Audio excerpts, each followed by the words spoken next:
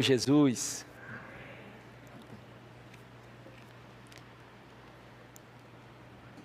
Nós estamos vivendo uma série de mensagens, cujo encerramento é hoje, a sexta mensagem dessa série de mensagens, denominada Quando o Desconforto Revela o Propósito. Quem aqui acompanhou pelo menos uma mensagem da série, levanta sua mão. Amém, boa parte dos irmãos, quase a totalidade dos irmãos, em algum momento acompanharam uma mensagem dessa série. Aqueles que desejam rever ou assistir pela primeira vez, podem visitar o canal da igreja no YouTube, o canal é Betel Maceió. Amados irmãos, nós temos aprendido sobre esse desconforto santo e de como Deus utiliza isso em diferentes momentos da nossa vida para nos empurrar para o seu propósito, para nos conduzir ao seu propósito. Tradicionalmente sempre enxergamos a dor, o desconforto, aquilo que nos causa incômodo como algo negativo, sempre enxergamos isso com maus olhos. É muito natural que nós, como seres humanos, sempre que enfrentamos a dor, a nossa primeira reação é sempre pedir para que a dor seja retirada. É assim ou não é?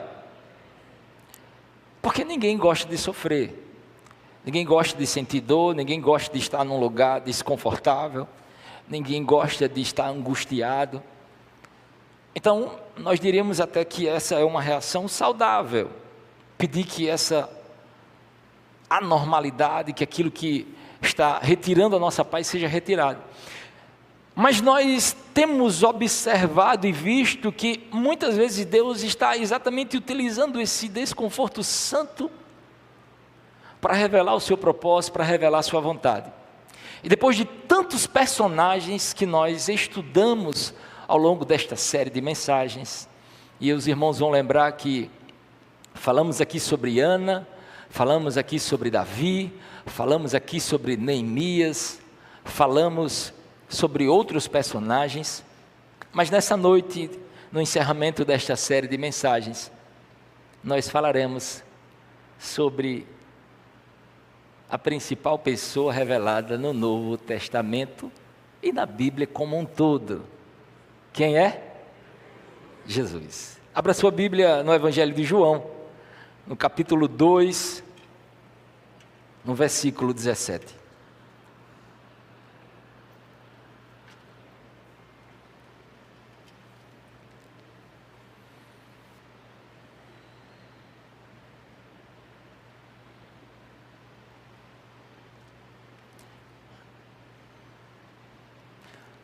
Os seus discípulos lembraram-se do que está escrito: o zelo pela tua casa. O quê? Me consumirá. O zelo pela tua casa me consumirá. Irmãos, aquilo que nos incomoda revela muito a respeito do nosso coração. As nossas orações revelam muito sobre aquilo que está no nosso coração. E Jesus está aqui no começo do seu ministério. O texto revela que anteriormente Jesus havia feito seu primeiro milagre, transformando água em vinho. E agora Jesus vai em direção ao templo, talvez esperando, como se espera de um templo, encontrar ali um lugar de oração, um lugar solitário onde Deus vai poder ser buscado, onde a presença do Senhor vai poder ser adorada. Mas diz a Bíblia que o cenário que Jesus encontra não era bem esse cenário. Então nós vamos começar lendo o verso 14 do capítulo 2 de João. Acompanhe comigo. Aliás, vamos voltar ao verso anterior. Verso 13 diz assim: quando já estava chegando a Páscoa judaica, Jesus subiu a Jerusalém. No pátio do templo viu alguns vendendo bois, ovelhas e pombas, e outros assentados diante de mesas, trocando dinheiro. Então ele fez um chicote de cordas e expulsou todos do templo, bem como as ovelhas e os bois, e espalhou as moedas dos cambistas e virou as suas mesas. Aos que vendiam pombas, disse: tirem essas coisas daqui, parem de fazer da casa de meu pai um mercado.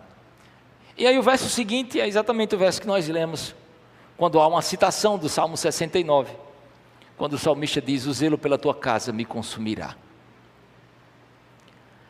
Interessante, meus irmãos, porque João está revelando uma época específica dentro de Jerusalém, que era a época da Páscoa. No período da Páscoa havia muitos peregrinos em Jerusalém, e todos eles iam buscando adorar o Senhor. Só que adoração na Bíblia sempre esteve ligada a sacrifício, e no Antigo Testamento esse sacrifício se dava por intermédio de animais. Então nós temos um cenário em que peregrinos vinham de longe, mas para expressar essa adoração eles precisavam oferecer animais como sacrifício. Mas eles não conseguiam trazer animais, aqueles que vinham de longe, não conseguiam conduzir esses animais até o templo. Então surge a pergunta: como eles iam adorar a Deus por intermédio do sacrifício, se não havia animais? E para resolver esse impasse, a Bíblia nos mostra que os comerciantes estavam dentro do pátio do templo, que era um local, e o único local que um gentio poderia estar. Um gentio é aquele que não era judeu.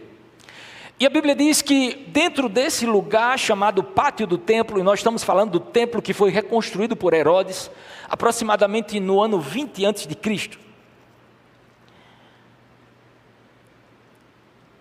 E dentro do pátio do templo havia esse cenário: comerciantes vendendo bois, vendendo pombas, vendendo outros animais. Alguns estavam trocando dinheiro porque havia necessidade de ser pago o imposto do templo. O imposto do templo era pago numa moeda específica. Então cambistas estavam ali trocando dinheiro. Só que para agravar essa situação, havia uma exploração, havia um jugo pesado que se colocava sobre os peregrinos que iam adorar. Aliás, os outros evangelistas, nos evangelhos sinóticos, Mateus, Marcos e Lucas, eles vão registrar uma segunda purificação do templo, mas em um momento distante, já se aproximando do final do ministério de Jesus.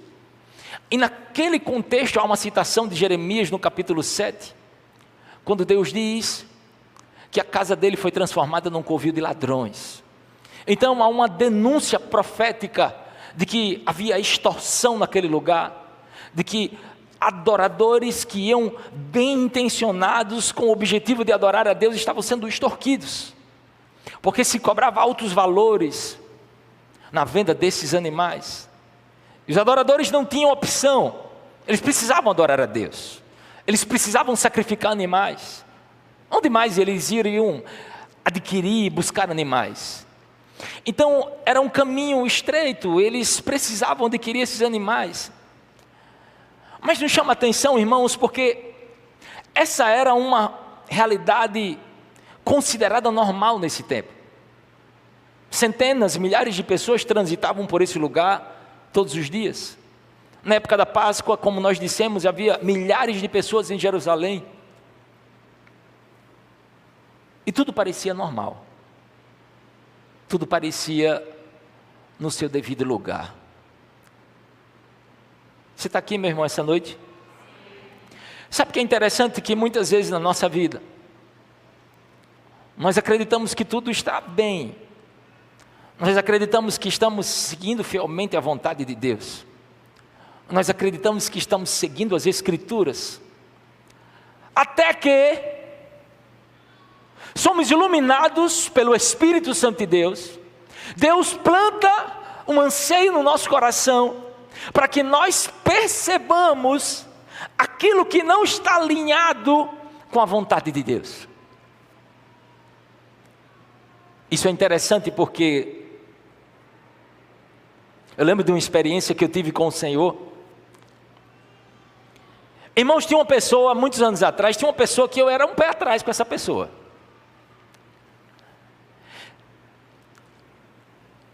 Eu não comentava isso, mas era um sentimento dentro de mim que eu carregava. E eu lembro que um dia eu tive uma grande experiência com o Senhor, que me marcou profundamente. E Deus me inundou do seu amor de tal maneira que eu percebi que algo dentro de mim havia sido mudado. Ninguém falou nada, eu percebi. Eu percebi porque eu estava olhando para as pessoas diferente. Eu olhava para as pessoas e o sentimento que estava dentro de mim era: uau, como Deus ama essas pessoas. E eu lembro que eu estava no aeroporto, irmãos, eu não conhecia ninguém. E eu olhava para as pessoas e eu dizia: uau, como Deus ama essas pessoas que estão aqui no aeroporto. E a minha vontade era sair gritando que Deus amava aquelas pessoas. E aí eu lembro que quando eu voltei para Maceió, depois de alguns dias, eu encontrei com essa pessoa que eu tinha um pé atrás. Irmãos, me chocou quando eu olhei para essa pessoa.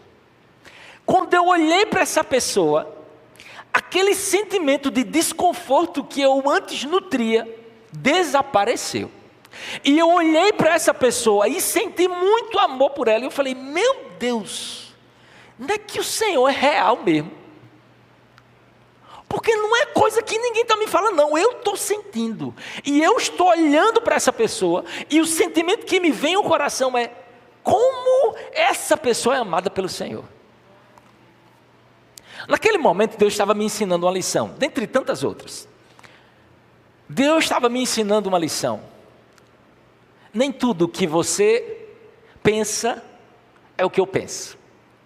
Nem tudo que você acha é o que eu acho. Nem tudo que você fala é o que eu falo. Aliás, a Bíblia nos ensina, a história cristã nos ensina, que não foram poucos os casos de engano espiritual. Precisamos lembrar que Jesus se referiu aos fariseus da época, aos religiosos da época, chamando-os de sepulcros caiados. Nós estamos falando de pessoas que conheciam profundamente o texto bíblico, que dominavam a Bíblia, que conheciam o que os profetas haviam dito. Mas Jesus olhou para essas pessoas e disse: cegos que guiam cegos. O que é que eu aprendo com isso? O engano espiritual está dentro da religião, mas ao mesmo tempo está distante de Deus. É a coisa mais fácil de acontecer. Está dentro da igreja, participando dessa experiência religiosa, mas ao mesmo tempo está com o coração diante de Deus. É a coisa mais comum do mundo. Curioso, porque o movimento no templo estava intenso. Muita gente circulando. Pessoas comprando animais, vendendo. Dinheiro sendo trocado. Aparentemente estava tudo bem. O povo estava buscando adorar a Deus. Mas é nesse contexto que a Bíblia diz que Jesus fez um chicote de cordas.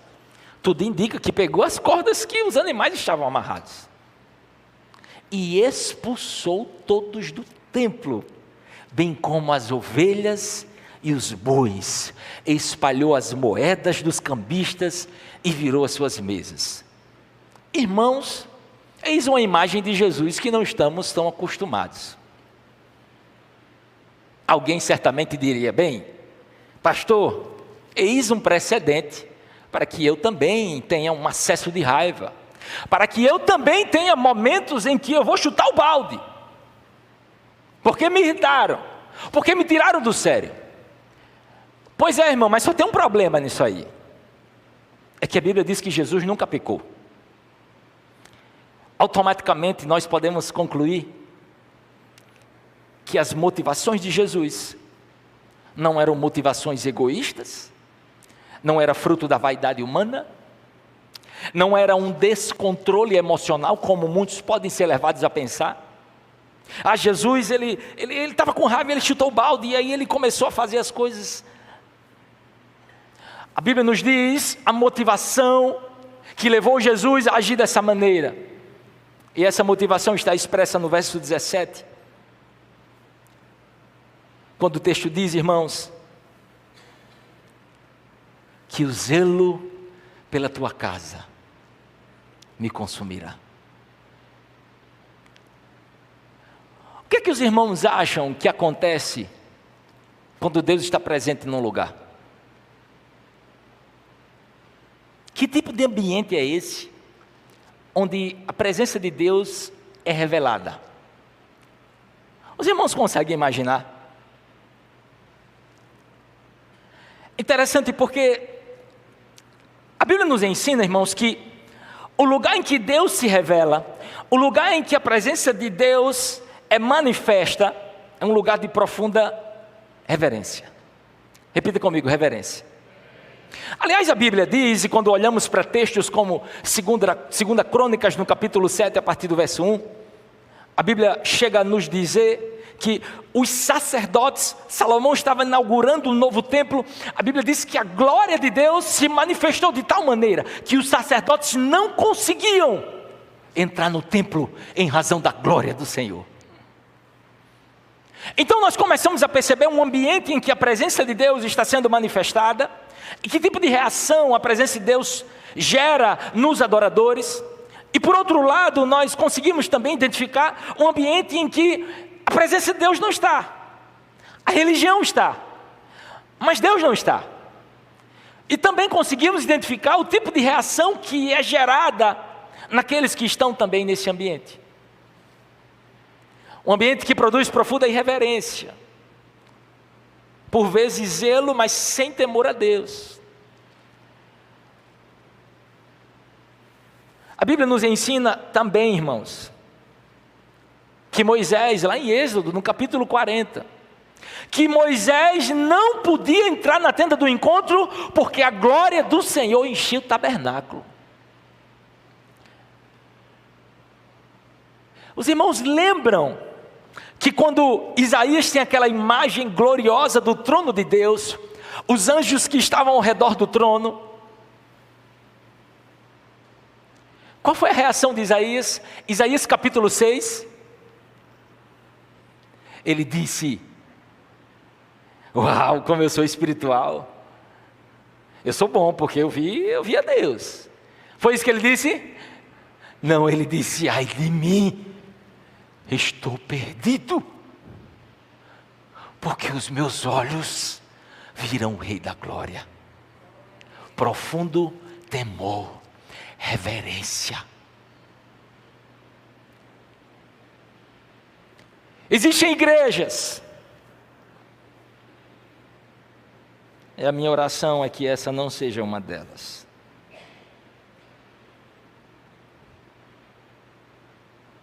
em que as evidências mostram que é necessário haver uma purificação do templo. E Jesus continua nos ensinando nesse episódio. Aliás, irmãos, existe um princípio de que a igreja do Senhor, existe um princípio da tradição reformada que diz assim: a igreja reformada precisa constantemente está sendo reformado. Porque à medida que nós continuamos a viver a nossa vida cristã, à medida que nós continuamos a caminhar com o Senhor, é muito natural que se nós não mantivermos os olhos fixos em Jesus, em algum momento podemos esfriar na caminhada. Podemos em algum momento, perder o foco, nos desconectar do propósito. Sim, isso é possível. Então é muito importante que eu e você, enquanto igreja do Senhor, estejamos com os olhos constantemente voltados para o Senhor e para a sua palavra. E nesse ato de reforma interior, reforma da igreja do Senhor, a palavra de Deus exerce um papel fundamental através da iluminação do Espírito Santo. Mas o texto continua nos ensinando, irmãos. E perceba, Aqui há um forte alerta para que eu e você não tornemos a nossa vida com o Senhor algo mecânico, algo automatizado. Eu faço isso, eu digo amém, eu digo glória a Deus, agora é para levantar a mão, eu vou levantar a mão, agora é para abaixar a mão, eu vou abaixar a mão. E aí dentro desse processo mecanizado, automatizado, nós já perdemos a consciência de quem Deus é, nós já não somos impactados pela presença de Deus, nós entramos, sabe, em algo que as pessoas estão fazendo. Você está fazendo isso por quê? Não, porque alguém disse para eu fazer. Disseram para eu levantar a mão, então eu estou levantando a mão. Disseram para eu vir hoje para a igreja, e por isso que eu vi. E perdemos o senso da presença de Deus. Perdemos a intencionalidade. Ei, meu irmão, você que está aqui nessa noite, qual foi a última vez que você teve uma experiência profunda com o Senhor? Qual foi a última vez que você derramou lágrimas diante da presença de Deus? Eu concordo com o pastor Hernandes quando ele diz que um coração quebrantado produz olhos molhados. Mas muitas vezes somos tão secos, tão indiferentes à presença de Deus. O nosso coração se tornou tão endurecido, que Deus está falando claramente, mas nós estamos pensando no que iremos fazer depois do culto. Deus está falando com a sua igreja essa noite. Estamos mais preocupados com o que iremos fazer ao longo da nossa semana do que com o que Deus está nos falando nessa noite. Mas somos zelosos. Não, pastor, eu sou evangélico, eu sou cristão. Está repreendido em nome de Jesus. Temos resposta pronta para tudo, mas por vezes perdemos o essencial. E Jesus está nos ensinando aquilo que incomoda o íntimo do seu ser. Enquanto todos estavam adorando sem perceber o que estava de errado com aquela expressão de adoração, a Bíblia diz que Jesus estava profundamente incomodado. E chegou, retirando aqueles obstáculos e aquilo que estava pervertendo a casa de oração. E é por isso que a Bíblia vai dizer que Jesus está aqui purificando o templo. Essa palavra, irmãos, zelo, que a Bíblia traz no verso 17, significa ardor, paixão, dedicação intensa. Sabe quando você começa a namorar e você está com aquela paixão intensa, e você pega o telefone, liga para a sua namorada, para o seu namorado, e vocês têm dificuldade até para desligar o telefone. Vocês estão brigando para ver quem vai desligar o telefone. Desligue você, não, desligue você, desligue você, desligue você, desligue você. Porque a paixão enche o coração de vocês. Vocês querem estar juntos, conectados. Acorda de manhã, nem escovou o dente, já ligou. Tudo bom? Alguns chamam de bebê, outros de amor, e por aí vai. Paixão. Mas muitas vezes não temos o mesmo sentimento com o Senhor. Muitas vezes somos indiferentes à glória de Deus. Somos indiferentes à presença de Deus. Irmãos, que o Senhor nos toque nessa noite, para que saiamos daqui dispostos a promover uma purificação em nossa própria vida, a começar em nós, mas que essa purificação se estenda para nossas casas, para as nossas famílias e para a igreja do Senhor.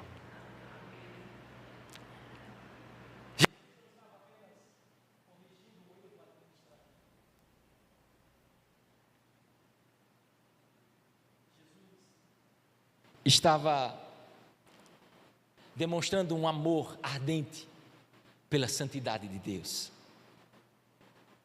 Perceba que Jesus está demonstrando que é alguém profundamente apaixonado pela glória de Deus.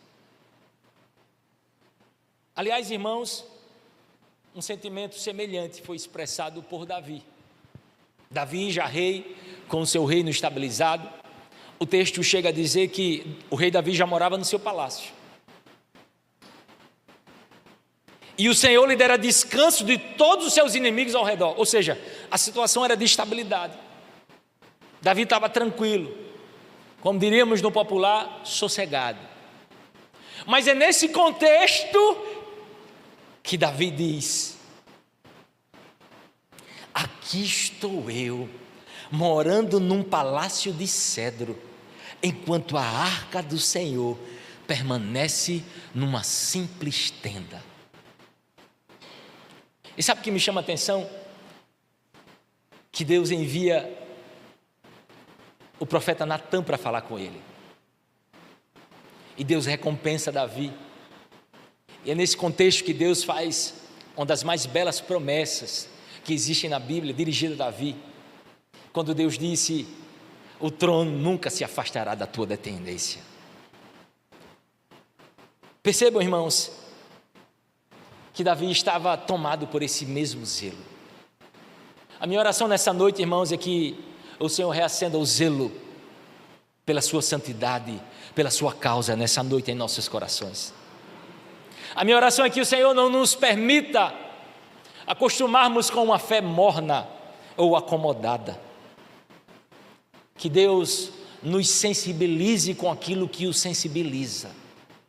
Que Deus nos faça sentir as suas dores, que o Espírito nos revele aquilo que precisa ser transformado.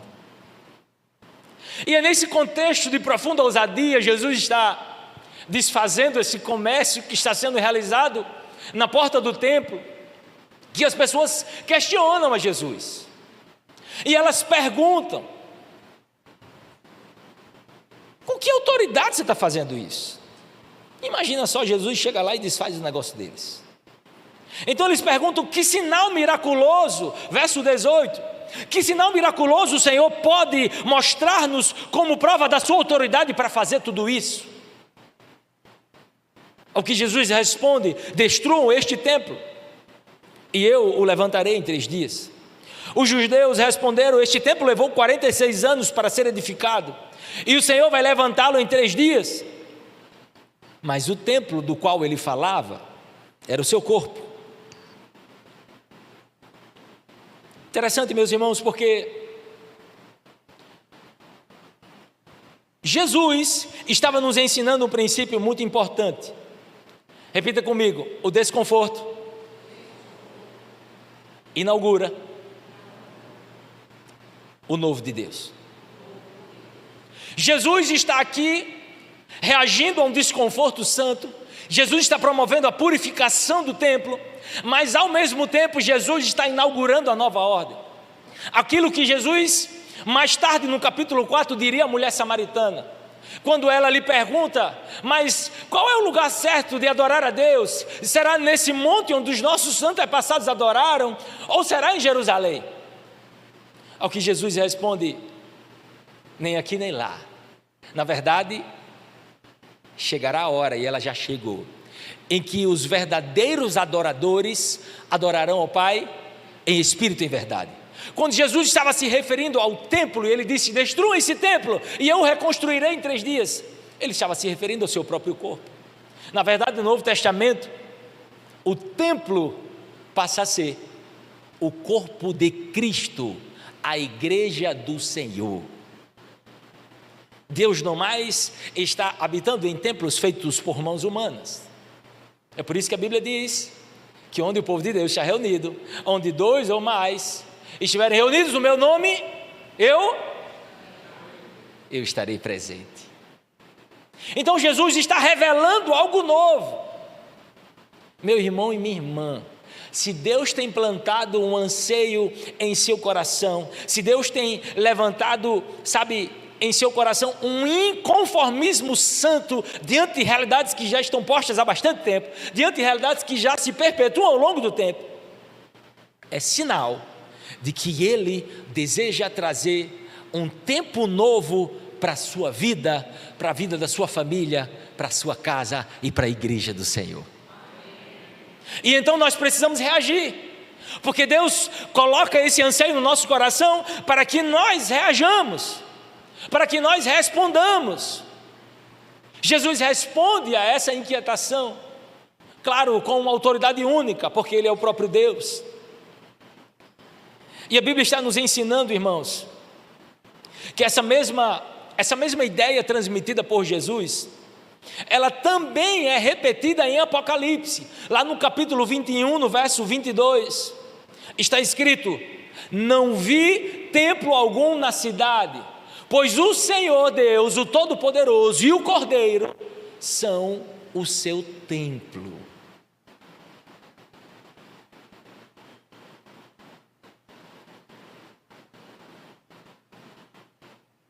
Você já percebeu que quando o assunto é adoração, nós não podemos adorar a Deus de qualquer maneira?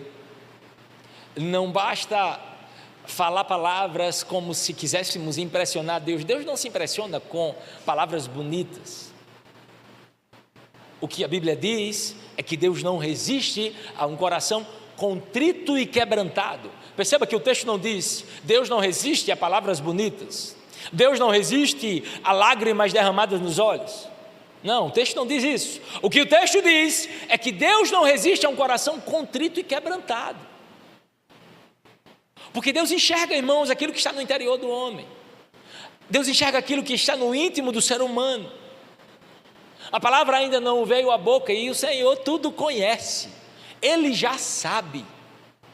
E é por isso que é tão importante, irmãos, que a nossa adoração não consiste apenas em palavras. Denúncia essa profética realizada por Jesus, quando disse: o meu povo, esse povo, na verdade, me adora com os lábios, mas o seu coração está perto de mim, não é isso que diz o texto? Mas o seu coração está distante de mim. Ou seja, é possível adorar a Deus com os lábios, mas o coração está distante do Senhor.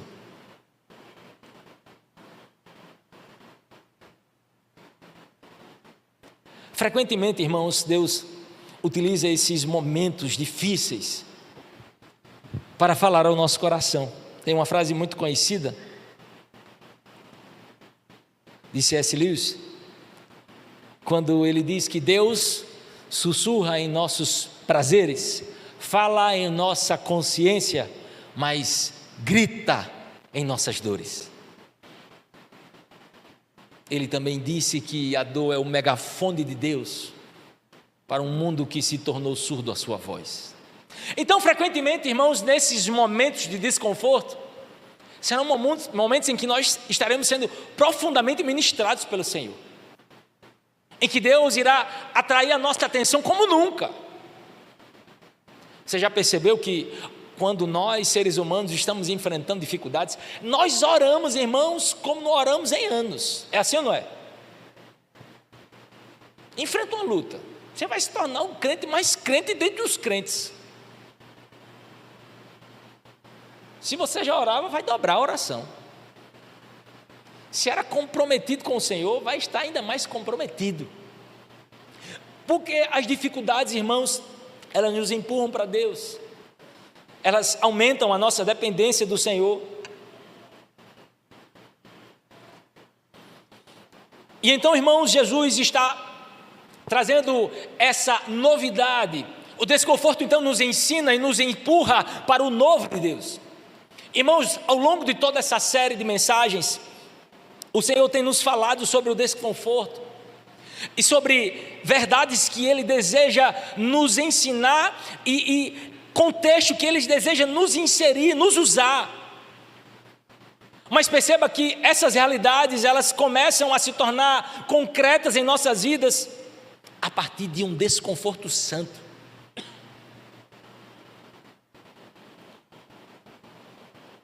Nós precisamos, irmãos, permitir que o Senhor desmonte estruturas em nossa vida antigas, que já não estão alinhadas à sua vontade, que já não estão fazendo parte no nosso contexto de vida, de temor, de devoção ao Senhor. Devemos permitir que o Senhor promova o renovo que Ele mesmo anseia em nós. Precisamos entender, irmãos, que quando Deus está removendo algo da nossa vida, é porque Ele tem algo novo reservado para nós. Mas em último lugar, eu chamo a sua atenção para o fato do desconforto revelar uma diferença entre a fé superficial e a fé verdadeira. Observe o que o texto nos ensina lá no versículo 23. Enquanto estava em Jerusalém na festa da Páscoa, muitos viram os sinais que ele estava realizando e creram em seu nome. Mas Jesus não se confiava a eles, pois conhecia todos. Não precisava que ninguém lhe desse testemunho a respeito do homem, pois ele bem sabia o que havia no homem.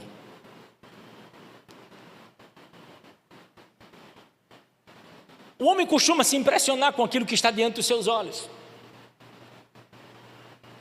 E aqui há fortes indícios que a fé dessas pessoas estava baseada em milagres, naquilo que Jesus estava realizando no meio deles. Aliás, a palavra no grego aqui utilizada é aquela mesma palavra que descreve a fé daquelas pessoas em João no capítulo 6. Quando aquela multidão seguia Jesus e Jesus faz uma denúncia profética e diz: na verdade, vocês estão me seguindo por causa do pão, do peixe, dos milagres que eu fiz. E depois de trazer a palavra de Deus, a Bíblia diz que muitos daqueles que o seguiam o abandonaram, pararam de seguir a Jesus. Jesus não se impressiona, ele não se deixa impressionar, ele conhece, irmãos, o nosso íntimo, ele conhece o nosso coração, ele sabe qual a nossa motivação de estar aqui nessa noite, ele sabe qual a nossa motivação em segui-lo, ele sabe. E o que ele deseja, irmãos, produzir em nós é uma fé madura, é uma fé que de fato o adore por quem ele é, e não por aquilo que ele tem a oferecer a nós. Portanto, amados irmãos, eu finalizo a mensagem dessa noite, e aqui já convido os irmãos do louvor.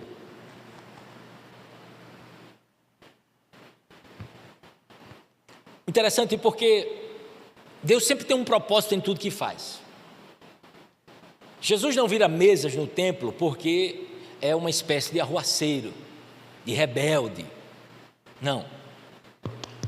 Jesus vira mesas no templo porque deseja restaurar a presença.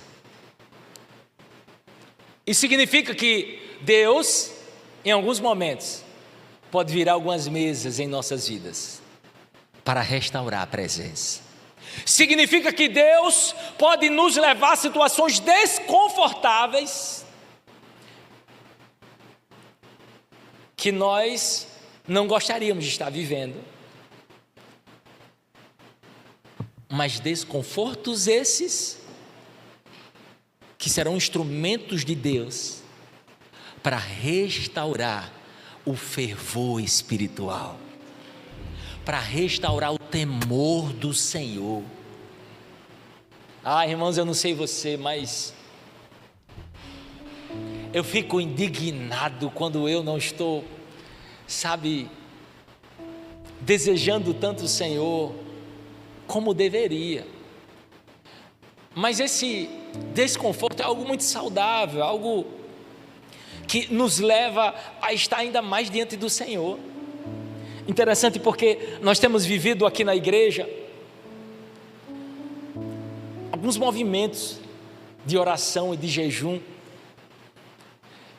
E interessante é que esses momentos surgiram em contextos de profundo desconforto. Olhamos para a realidade e pensamos: meu Deus, muda essa realidade, Senhor, muda essa história. E aí Deus nos aponta um caminho. Repita comigo: um caminho. Mas pastor, Deus não tem poder para transformar tudo do dia para a noite? Tem, irmãos, mas Ele tem um modo de trabalhar, Ele tem um modo de agir. Então nós poderemos chamar esse caminho de o caminho da transformação. E quando nós estamos sendo, despertados por Deus, provocados pelo Senhor, Provocação essa produzida pelo seu Espírito. Deus nos leva ao caminho da transformação.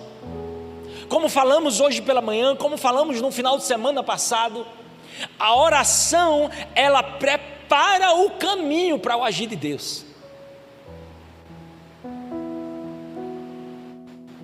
E quando nós estamos vivendo o caminho da oração, estamos sendo alinhados com o Senhor. Alinhamento espiritual. Até que o Senhor diz: muito bem, filho, filha, você está pronto para receber aquilo que eu tenho para lhe entregar. Mas esse momento, ele foi produzido na presença de Deus. Esse momento foi construído num profundo temor do Senhor. Assim também, irmãos, nós cremos que o Senhor está revelando o seu propósito para a sua igreja. E eu quero lhe encorajar nessa noite a responder ao chamado de Deus. Sabe, irmãos, desde que nós começamos a viver essa série, Deus me desafiou. Deus me desafiou e Deus começou a tocar na minha vida de oração, e Deus me desafiou a viver um novo tempo na minha vida de oração com Ele. Irmãos, eu não vou criar uma doutrina sobre isso, porque Deus é Deus e de tempo em tempo Ele mexe na vida de oração, pelo menos comigo é assim. Então, nesse assunto, deixa o Espírito Santo lhe conduzir. Mas dentro da minha experiência, Deus vem me incomodando e me desafiando a buscar a sua face. Algumas coisas que têm me incomodado, têm me levado a estar diante do Senhor, clamando a Ele por transformação, clamando a Ele por mudança. E eu dizia em algum momento aqui, que enquanto eu orava pela igreja do Senhor, o Senhor me dizia: filho, aquilo que você pode fazer de melhor para a minha igreja é buscar a minha face. Se você buscar a minha face, essa é a melhor forma de você abençoar a minha igreja. E eu disse: amém, Senhor. Se é isso, conte comigo. Estamos juntos nesse propósito. E sabe o que aconteceu no primeiro dia do propósito que eu fiz com Deus? No primeiro dia de oração, Deus me deu uma série de mensagens com 6 mensagens. Irmãos, isso nunca aconteceu. Deus nunca me deu 6 mensagens de uma vez. Sabe por quê, irmãos? O Senhor está conversando conosco, está nos ensinando um princípio importante. Sabe por quê? Porque eu entendo que há coisas que Deus fala comigo e Ele não está falando apenas com o Leonardo, Ele está falando com a igreja do Senhor. E eu preciso discernir quando Deus está falando simplesmente com o Leonardo e quando Deus está falando com a igreja do Senhor. Porque diz a Bíblia que Deus fala à sua igreja através de seus anjos. Então, irmãos, eu entendi claramente que Deus estava sinalizando que se agradava da minha entrega e da busca a Ele. E à medida que eu estava perseverando nesse propósito, irmãos, eu vi tantas coisas acontecerem. Tenho visto tantas coisas acontecerem. E eu falo isso para a glória de Deus, mas para que você seja também encorajado a partir do meu próprio exemplo. Eu desafio você nessa noite. Eu desafio você nessa noite, diante da igreja e diante do Senhor, a assumir um compromisso com o Senhor. Pastor, compromisso de quê? Compromisso de buscar a sua face. Compromisso de buscar o Senhor até que você possa encontrá-lo. Irmão, reaja em nome de Jesus. Reaja porque Deus está ministrando os nossos corações. Tantas histórias foram tratadas ao longo desses domingos. Tantas pessoas que foram conduzidas pelo Senhor para o propósito de Deus. Esse movimento começou com um inconformismo santo. Não se conforme. Ah, pastor, o senhor não sabe como é a realidade da minha família. O senhor não sabe como é a realidade dos meus filhos. Ah, pastor, o senhor não sabe não quem é o meu cônjuge, quem é o meu marido, minha esposa. É peça ruim, pastor. O senhor não sabe, o senhor está falando isso aí porque o senhor não conhece. Se o senhor conhecesse. Conformismo. Conformismo. Reaja nessa noite. Sabe, realidades que estão há tanto tempo ali, você está até alisando, sabe? Alisando, é assim mesmo, né? Ó vida, ó céus, é assim mesmo, né? Deus fez assim, né? E eu creio que o Senhor nos desperta, sabe, irmãos, para sermos levantados como guerreiros e guerreiras do Senhor, como atalaias do Senhor, que não se conformarão com essa realidade, mas reagirão. Pastor, como é que a gente reage? Como é que a gente muda essa realidade? Ah, meu irmão, só tem uma forma, é na presença de Deus, é na presença dEle. Fique de pé no seu lugar.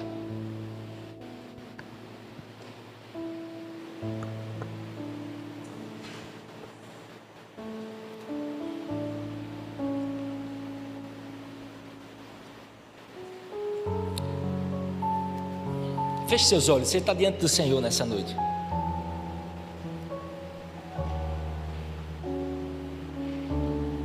E você que nessa noite está disposto a firmar um compromisso com o Senhor, fique tranquilo, meu irmão e minha irmã, eu não vou chamar ninguém aqui à frente. Mas você que está disposto nessa noite, não faça isso porque alguém vai fazer. A ideia de fechar os olhos é exatamente para que seja algo muito pessoal entre você e o Senhor. Mas se você nessa noite está disposto ou disposta a entrar num novo nível com o Senhor, a se levantar como um atalaia do Senhor, tomado por esse inconformismo santo que Deus lançou em nossos corações ao longo desses domingos, e você nessa noite diz: Deus, nessa noite um homem e uma mulher de oração é despertado diante do Senhor. Se você é essa pessoa e está declarando diante de Deus: Deus, amanhã vai ser o primeiro dia de uma virada de chave na minha história, coloque a mão no seu coração e diga: Senhor, nessa noite, diante da tua igreja e diante do Senhor, eu assumo um compromisso contigo, de descer,